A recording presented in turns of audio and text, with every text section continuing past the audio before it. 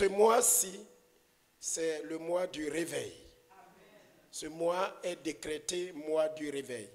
Comment on appelle ce mois? C'est le mois du réveil. Quand on parle de réveil, c'est qu'une personne, un mouvement qui était vivant, une personne qui était vivante s'est endormie, est devenue froide, est devenue tiède. Et du coup, le Seigneur vient pour réveiller. Amen. Réveiller. Bousculer pour que la personne se réveille, pour que la personne se tienne debout, pour que la personne soit active. Si la personne marchait nonchalamment, quand elle est réveillée, elle peut marcher vite. Elle peut marcher activement. Si la personne avait perdu sa voix, eh bien la voix revient. Si la personne qui était devant se retrouve derrière, on la ramène devant. Amen. Donc ce mois-ci est le mois du réveil. Il faut que nous nous réveillons. Il faut que l'Église se réveille, que l'Église soit active, que l'Église bouge, que l'Église aille de l'avant. Que là où nous sommes, nous ne nous contentons pas d'être là, mais que nous allions plus haut et plus loin. Donc voilà notre objectif. Alors prenez votre Bible et maintenant nous allons partager la parole de Dieu. J'ai un petit passage, bon pas un petit passage, j'ai un passage biblique, mais pour que nous puissions le comprendre, nous allons lire la totalité de 2 Chroniques, le chapitre 7. Nous allons lire la totalité du chapitre 7. Alors aujourd'hui, nous allons commencer à voir ce qu'il faut faire pour avoir le réveil. Amen. Ce qu'il faut faire, les étapes ou alors les principes du réveil spirituel. Le réveil ne s'invente pas. Le réveil ne s'achète pas. Mais il y a des choses que l'homme, le croyant, doit faire pour permettre à l'Esprit de Dieu de réveiller son peuple, de réveiller son Église, pour qu'il y ait le réveil au sein du peuple de Dieu. Et nous allons voir quelques-unes de ces choses. Et pendant tout ce mois, jusqu'à la fin de l'année, nous serons en train de prier que le réveil s'installe dans l'Église. Quand le réveil est là, il n'y a plus de nonchalance. Il n'y a plus de froideur ni de tiédeur. Mais tout le monde devient bouillant. La joie est là. La paix est là. Le bonheur est là. Le zèle est là. Personne ne dit plus à son ami, allons servir le Seigneur. Mais tout le monde est pressé. Et quand le culte finit, personne n'a envie de rentrer chez soi. Amen. Et aux portes de l'église, même dans vos maisons déjà, il y a des miracles et des prodiges. Et quand on s'assemble, eh bien, c'est des assemblées de témoignages. Des bars ferment, des gens de mauvaise vie, des prostituées se convertissent. Quand il y a eu le réveil au pays de Galles, dans des années en arrière, il y a plusieurs pubs. Tous les pubs avaient fermé. Les prostituées ont quitté les rues, s'étaient convertis pour se retrouver dans l'église. Et les réunions de culte étaient des réunions d'adoration. Alléluia. Il y a des églises et des chrétiens qui se contentent uniquement de leur salut. Le Seigneur m'a sauvé. Je suis sauvé, je me contente de cela. Je suis fidèle à Dieu dans mes dîmes, dans mes offrandes. Je vis une vie pieuse. Si le Seigneur m'appelle aujourd'hui ou demain, je vais au paradis, ça me suffit. Mais il y a ceux et celles qui disent, Dieu est profond. Dieu qui m'a sauvé, il est profond. Je veux aller jusqu'au fond. Je veux voir sa gloire. Comme Moïse a dit, Seigneur, si tu m'as fait grâce, si tu m'as accordé ta faveur, alors fais-moi voir ta gloire. Oh, voir la gloire de Dieu, c'est en fait voir tout de Dieu. Donc Moïse voulait voir la gloire de Dieu. L'apôtre Paul dit, après avoir été malfaiteur, après avoir persécuté l'Église, quand Jésus l'a rencontré sur la route de Damas et qu'il est tombé de son cheval et qu'il est devenu aveugle vis-à-vis du monde et que Dieu a ouvert ses yeux sur la personne de Christ, il n'avait qu'un seul objectif. Il dit, mon but, mon objectif est de le connaître. Lui et lui seul. Et devenir un avec lui. Et connaître la puissance de sa résurrection en passant par ses souffrances. J'ai soif de réveil. Est-ce que vous avez soif avec moi? Que le Seigneur nous réveille et que nous soyons une église sans limite, sans frontières, à la gloire du nom de l'Éternel. On voit que le roi David était quelqu'un aussi qui aimait Dieu et qui ne se limitait pas à de simples choses. On entend un peu parler dans la lecture que nos bien-aimés viennent de nous faire. Ce roi savait d'où Dieu l'a tiré. Dieu était allé le chercher de derrière les animaux. Il était berger. Et à l'époque, être berger, c'est le travail qui diminuait l'homme le plus à l'époque. Et non seulement David était berger, mais il était pratiquement le dernier de sa famille. Mais Dieu est allé le chercher. Amen. Dieu est allé le chercher. Amen. Dieu l'a tiré de derrière les animaux. Lui qui n'était rien dans sa famille. Et Dieu a fait de lui le roi d'Israël. Alléluia.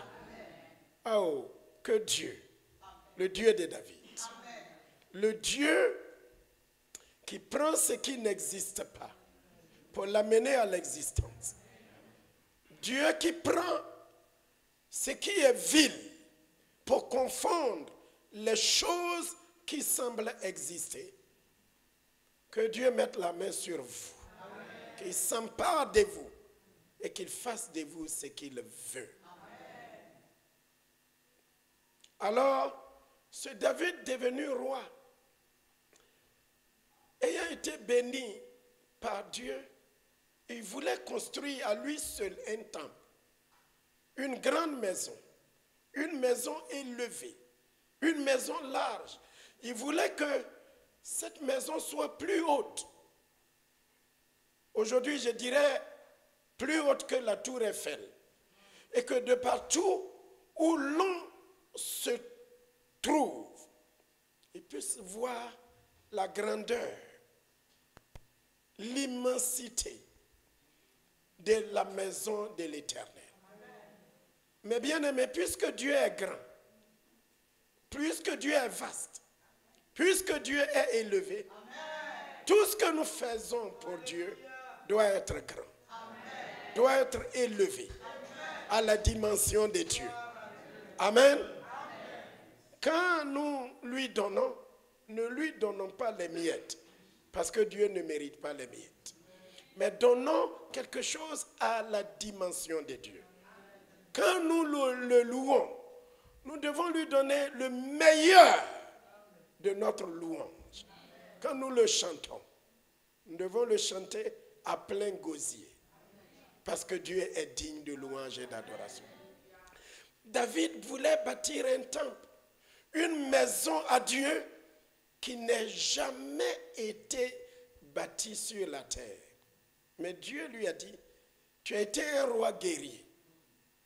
Et parce que tu as été un roi guerrier, eh bien, je ne veux pas que ce soit toi qui construise la maison, mais ton fils qui sort de tes entrailles. Aujourd'hui, si c'est l'un d'entre nous à qui Dieu dit non, la personne se serait fâchée et aurait abandonné le Seigneur. Je vais me calmer un peu pour que vous réfléchissiez à cette phrase que je vous ai dite. Aujourd'hui, il y a beaucoup de chrétiens qui ne veulent pas que Dieu leur dise non. Même ce n'est pas forcément en faisant le mal, mais en voulant faire quelque chose de bien pour Dieu. Parce que construire une maison pour Dieu, c'est pour la gloire de Dieu. C'est pour l'honneur de Dieu. Mais Dieu, qui nous aime, a aussi le droit de nous dire non, n'est-ce pas? Quelle mère ici, quel père ici ne peut pas dire non à son fils ou à sa fille? Si tu as une fille, un fils de Dieu à qui Dieu ne peut pas dire non, c'est que tu dois vérifier le fondement de ta foi. S'il y a un chrétien qui est dans cette salle, quelqu'un qui m'écoute là-bas dehors, qui se dit chrétien, à qui Dieu ne peut pas dire, ma fille, non. Cette décision que tu as prise, elle n'est pas bonne. Ou bien n'est pas dans ma volonté. Ce que tu veux faire, c'est peut-être bien, mais je ne veux pas. Je voudrais que ce soit quelqu'un d'autre qui le fasse. Si la personne se fâche et dit, bon, si ça n'est ainsi, je ne veux plus continuer de le faire, j'abandonne Dieu, j'abandonne l'Église, c'est qu'il y a des problèmes avec ta foi et ta relation avec Dieu. Vous m'entendez? Parce que Dieu a le droit de nous dire non. Heureux l'homme, heureuse la femme qui a cru en Christ, qui peut obéir à Dieu dans tous les plans et dans tous les domaines de sa vie. Dieu a dit non à David, tu ne construiras pas le temple, mais c'est ton fils Salomon qui va le faire. Vous savez ce que David a fait? Il est passé par un autre moyen pour que son fils construise le temple. Il a entassé de l'or, des pierres précieuses, du bois, en quantité incontable. Il a mis de l'argent massivement de côté. Et il a dit, mon fils Salomon est jeune. Et la maison qu'il devra bâtir est une maison grandiose, à la dimension de Dieu. Peut-être que quand il sera roi, il n'aura pas les moyens. Mais il trouvera les moyens que j'ai amassés pour lui. Et il a fait venir du bois précieux, de l'or, de l'argent, tout ce qui allait être nécessaire pour la construction de la maison de Dieu. Et quand Salomon est venu au pouvoir, Dieu l'a rempli de sagesse. Et il n'a pas eu besoin d'aller voir une banque, d'aller voir quelqu'un d'autre. Mais les moyens étaient là. Alléluia. Que Dieu fasse de nous des David. Que Dieu fasse de nous des Salomon. Et dans la lecture, nous voyons que Salomon a utilisé les moyens que son père a mis à sa disposition et il a achevé de construire la maison de l'Éternel. Une maison grande, une maison extraordinaire, une maison grandiose, une maison merveilleuse, une maison célèbre, une maison pour la gloire du nom de l'Éternel. Lorsque Salomon eut achevé de prier, le feu descendit du ciel et consuma l'holocauste et les sacrifices. Et la gloire de l'Éternel remplit la maison. Alléluia. La gloire de l'Éternel.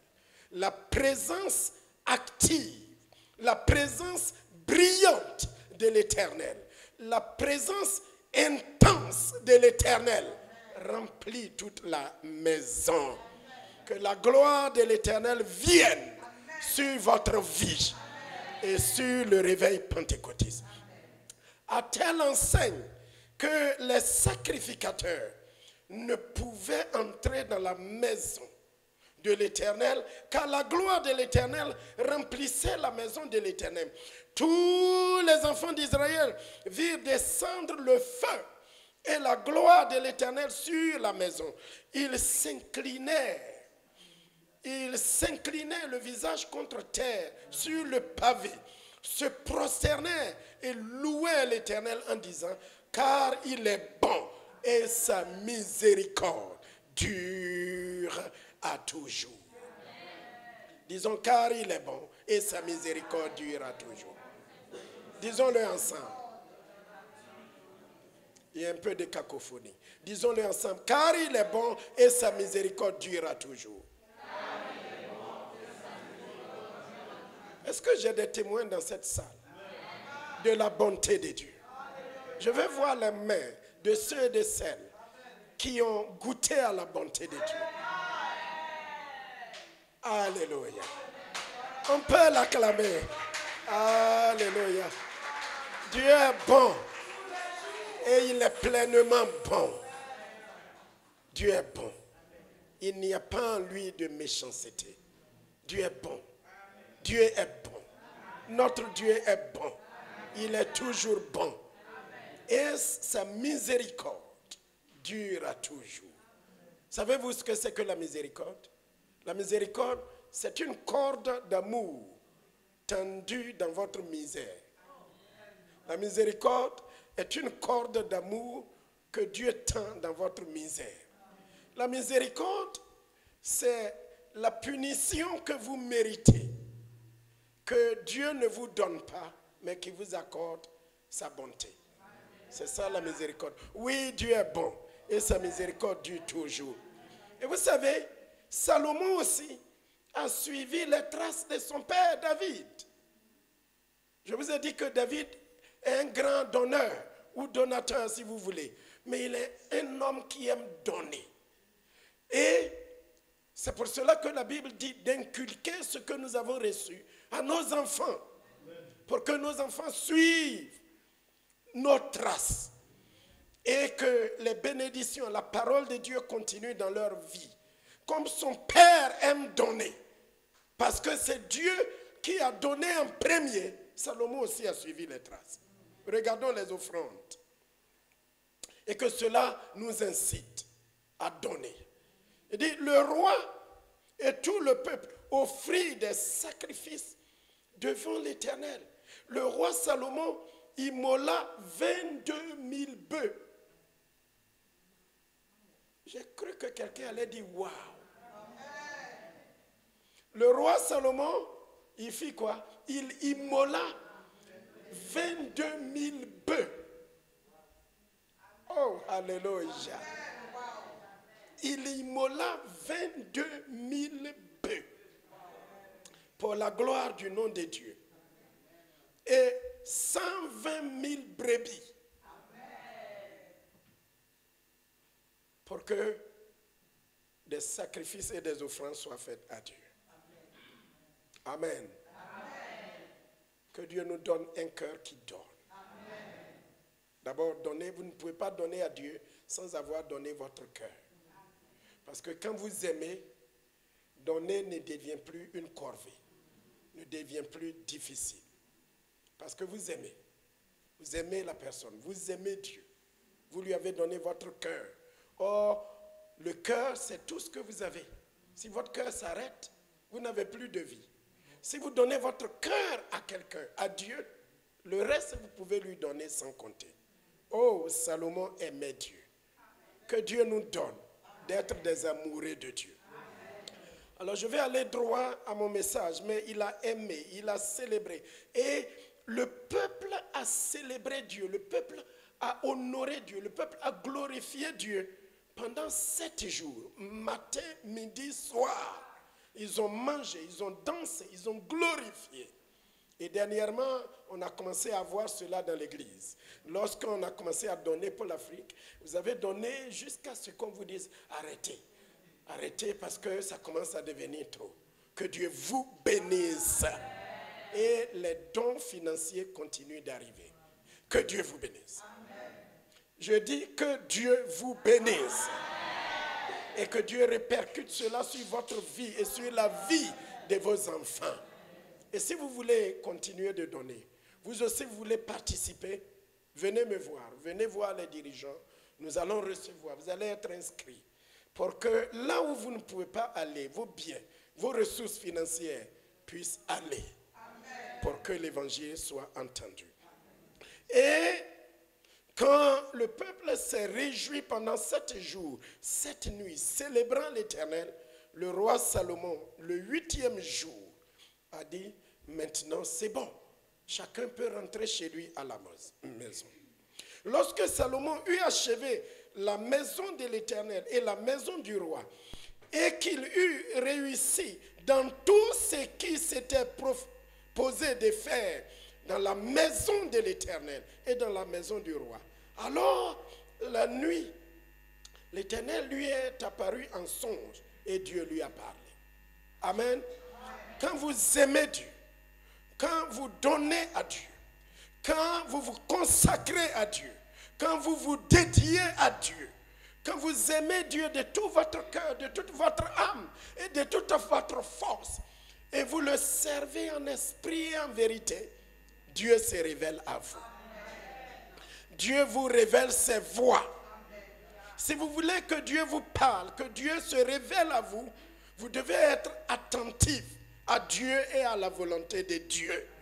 Au moment où vous écoutez ce message de réveil, que Dieu réveille votre esprit et que son amour soit dans votre esprit. Dieu a parlé à Salomon et voici ce qu'il a dit à Salomon.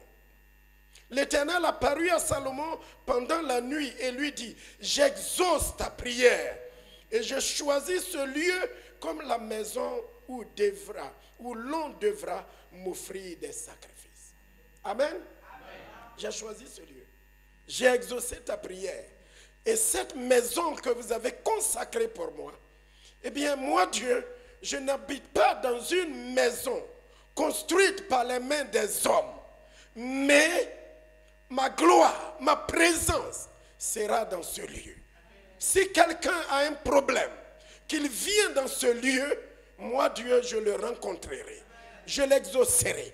Si quelqu'un est en fuite et qu'il vient se réfugier dans cette maison, moi Dieu, je viendrai le rencontrer et je serai son refuge. Je serai son protecteur.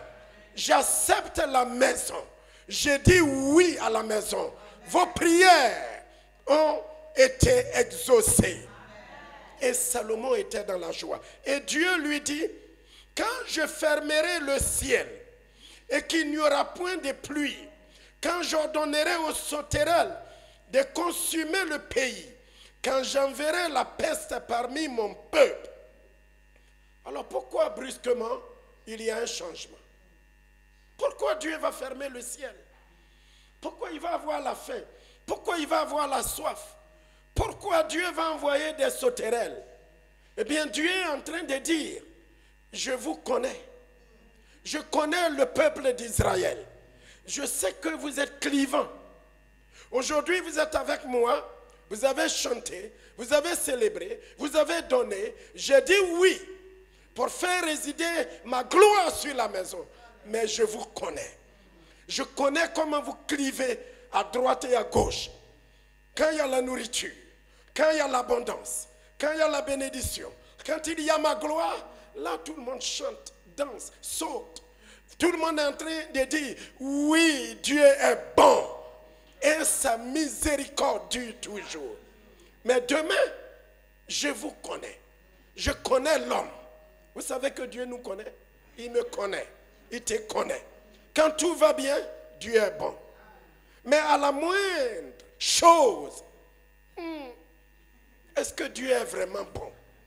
Est-ce que sa bonté dure toujours? Parce que là, tout à l'heure, ils ont dit, Dieu est bon et sa bonté dure toujours. Vous voyez comment nous sommes clivants? Dieu a sa bonté qui dure toujours. Mais est-ce que nous le croyons? Est-ce que nous sommes sûrs que Dieu est toujours bon? Est-ce que dans la mort, Dieu est toujours bon? Est-ce que quand j'ai des problèmes, Dieu est toujours bon? Est-ce que quand j'ai échoué à mon examen, Dieu est toujours bon? Est-ce que si quelque chose se passe dans ma maison, la maison brûle, est-ce que Dieu est toujours bon? Est-ce que si j'ai un accident, Dieu est toujours bon? Est-ce que si je perds mon travail, Dieu est toujours bon? Alléluia. Alléluia. Alors, Dieu dit, un moment viendra où vous allez m'abandonner. Un moment viendra où vous allez faire comme l'apôtre Pierre. Seigneur, je t'aime.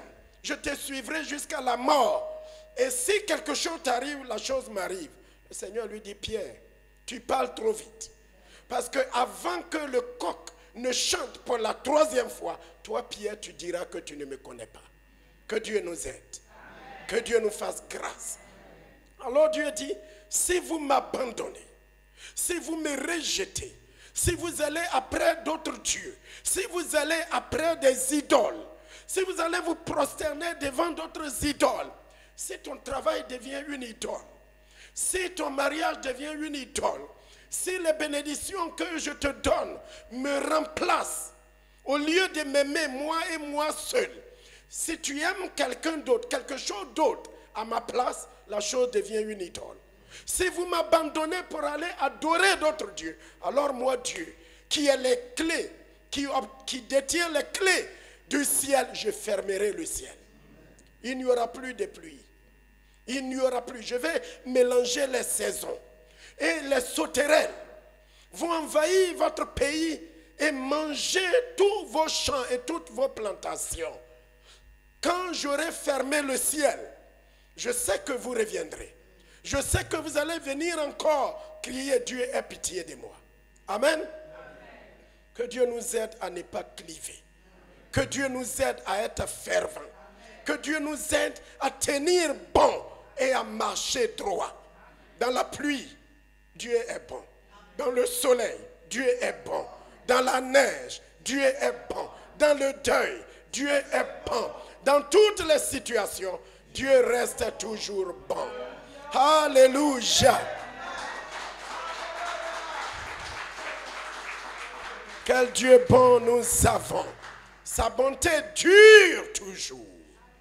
Il dit, quand je fermerai le ciel et qu'il n'y aura point de pluie, vous savez que notre Dieu a les clés du ciel. Il peut fermer le ciel. Aujourd'hui même, il peut faire venir la neige.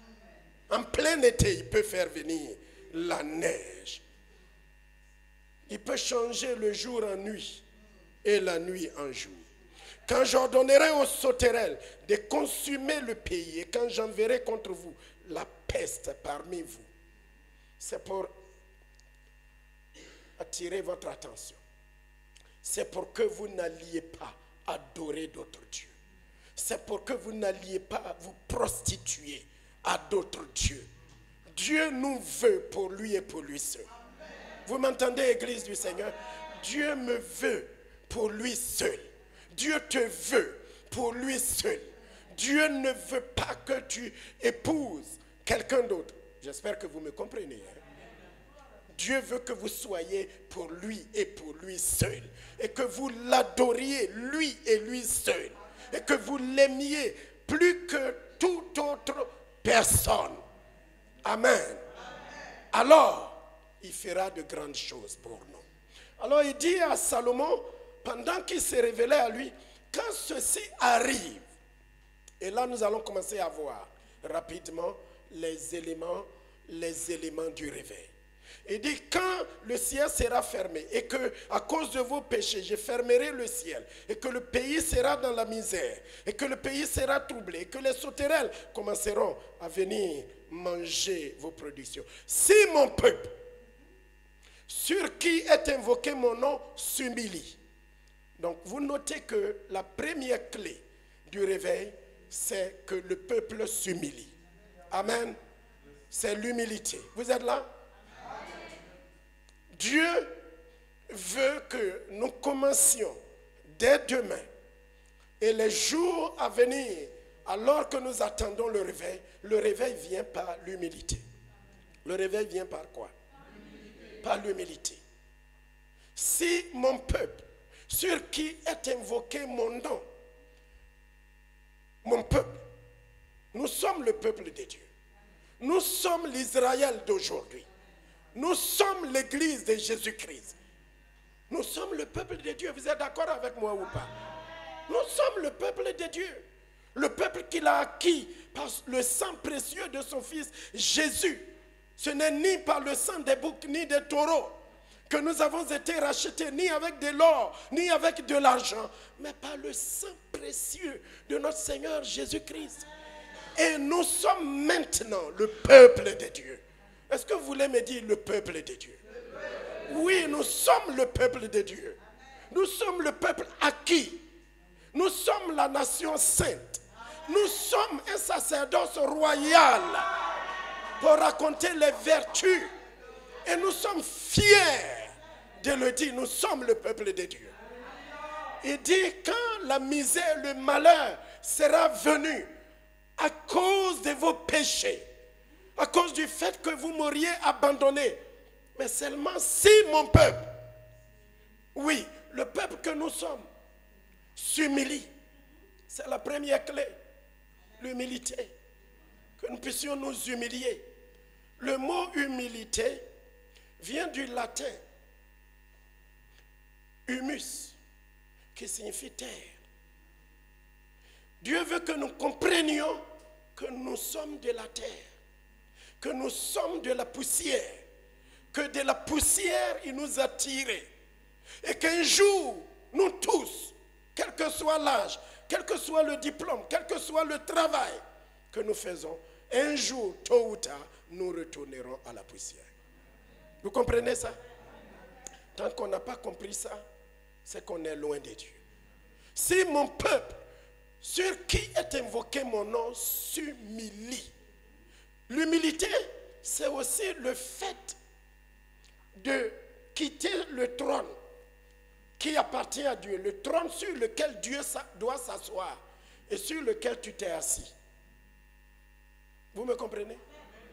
L'humilité, c'est de comprendre que je suis terre et que c'est de la poussière que Dieu m'a choisi.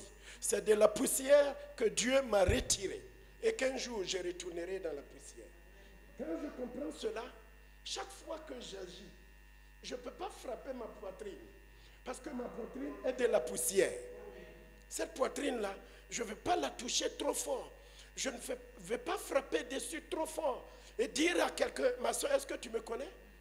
Tu sais à qui tu as affaire? Va demander, on va te dire. Tu sais qui je suis? Tu sais de quel bois je m'échauffe? Non, je ne suis que poussière. Je ne suis rien. Sans toi, Seigneur, l'homme n'est rien.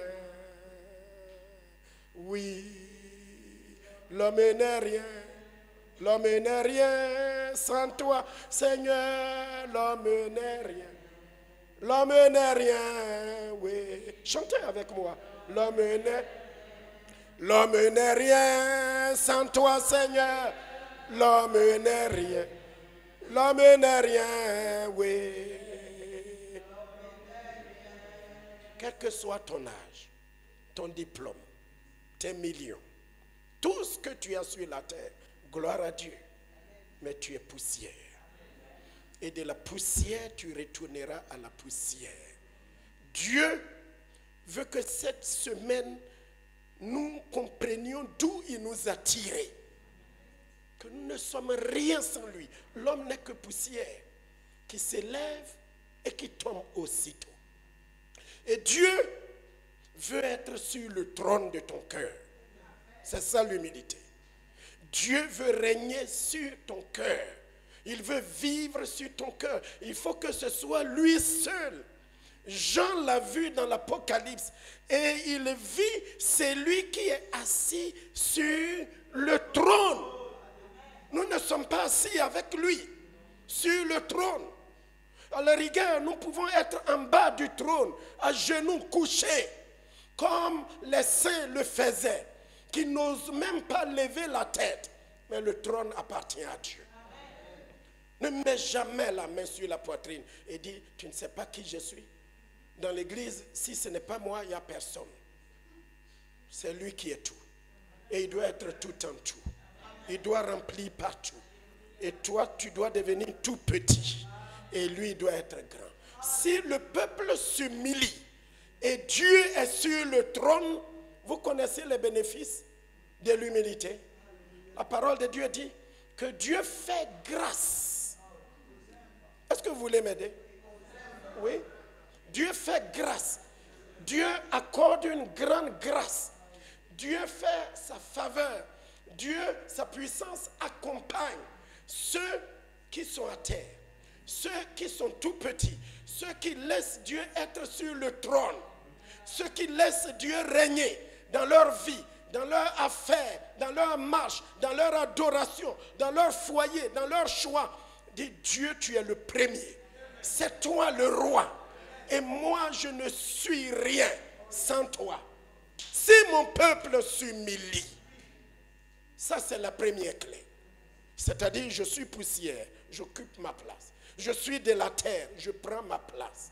Dieu, le trône t'appartient. Règne dans ma vie, règne dans mes décisions, règne dans ma marche. Ceux qui s'humilient, qu'est-ce que Dieu fait? Dieu leur accorde sa grâce, n'est-ce pas? Dieu leur accorde sa faveur. Et maman l'a dit, vous l'avez dit aussi, Dieu fait quoi? Les élève. Amen. Donc le réveil commence par l'humilité. Amen. Abaissons-nous. Jean a dit, il faut que je fasse quoi? Que je diminue et que lui, il augmente. Tu es important dans la construction de l'église de Dieu. Mais Dieu n'utilise pas les orgueilleux. Tu me connais? Tu sais d'où je suis? Tu n'as pas entendu mon nom? Tu ne sais pas de quelle famille je suis sorti? Tu ne sais pas qui nous sommes? Oui, tu es quelqu'un peut-être aux yeux des hommes. Mais il suffit que Dieu claque le petit doigt. Et c'est fini pour toi. On parlera de toi au passé. Il suffit qu'il ferme sa main et le souffle de vie qui est en toi s'est évaporé. S'il dit demain tu ne bougeras pas, tu es jeune, tu es vigoureux, mais demain tu ne bougeras pas. Soyons humbles. C'est le premier secret du réveil. Et Dieu veut que dans la prière nous nous humilions. Je ne pourrais pas tout dire aujourd'hui, mais j'ai le moi. Si mon peuple s'humilie, c'est la première clé. Soyons humbles. Humilions-nous devant Dieu. Et Dieu nous fera grâce. Il y a 4 autres choses. Mais je vais continuer de les citer. J'aurai plein de sermons là-dessus. Mais je m'arrête à là aujourd'hui. Comme ça, vous avez faim et dimanche prochain, vous revenez pour écouter la suite. Nous allons prier et nous préparer pour aller à la scène. Papa, rends-moi un. Habite-moi par l'humilité. Préparons nos mains, préparons nos cœurs pour